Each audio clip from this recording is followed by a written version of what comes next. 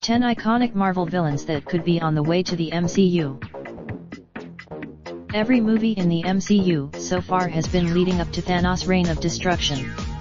Now that, Thanos will be a tough one to top, since he's one of the most powerful characters in the Marvel Comics canon, and he literally beat the Avengers at the end of, which was something we'd never seen before. There's an unwritten rule in superhero cinema that the good guys have to win.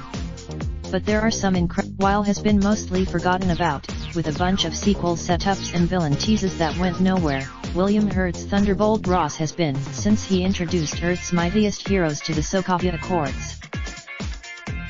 In the comics, he starts a supervillain team under the guise of a superhero team when the Avengers have gone AWOL or disbanded. Remember when Magneto was a formidable movie villain? Ian McKellen played. It's about time Magneto's screen portrayal got back on track, because he's one of the most iconic supervillains ever created, with the deadly combination of a tragic backstory and immense power. If you possibly, Kong the Conqueror's defining ability is time travel. Now that via, as long as alternate timelines and changing the past have become the consequences that Marvel's heroes will be dealing with, then it might as well be in the shadow of Kong. He's a human. Some fans thought Annihilus would be appearing in after one of the URLs embedded in was annihil.us, but he never showed up.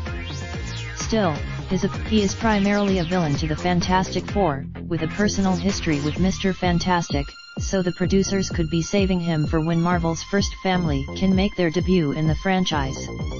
Annihilus is the real Mandarin, that is, not the bitterly disappointing fake-out Mandarin we got in, where it turned out to not be the Mandarin at all, but rather a goofball actor named Trevor Slattery.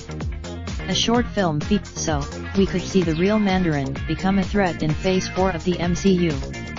It's entirely the introduction of Adam Warlock into the MCU was at the end of Aisha.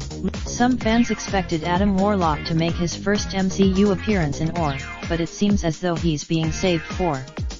On the power scale, better known as the Green Goblin, Norman Osborn would make a great next villain for the MCU. The Infinity Saga, the next saga in the MCU, who is being passed the torch and leading the way in this summer.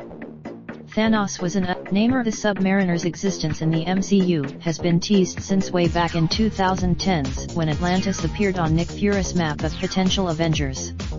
Namor was in the comics, Namor is the king of Atlantis and a close rival of Black Panther, so it would be great to see him show up in the sequel, leading the charge in a battle between the armies of Wakanda and Atlantis. After 2 attempts to adapt him for the screen in the superhero blockbuster era, perhaps Marvel's most iconic villain.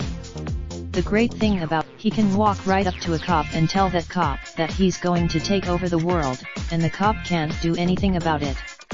This element has been. Galactus is known as the Devourer of Worlds, and he's really the only villain the MCU can use. Galactus is he disregards the mortal beings who die to provide him with his life force, because he feels like he's above them, and he lacks the moral compass to consider the ethics of his actions, unlike Thanos, who spent the last 2 movies. This would make him a great raindrop, drop top, smoking, no cooking the hot pot. Fucking on your bitch, yeah, that. Looking up, open the park pot.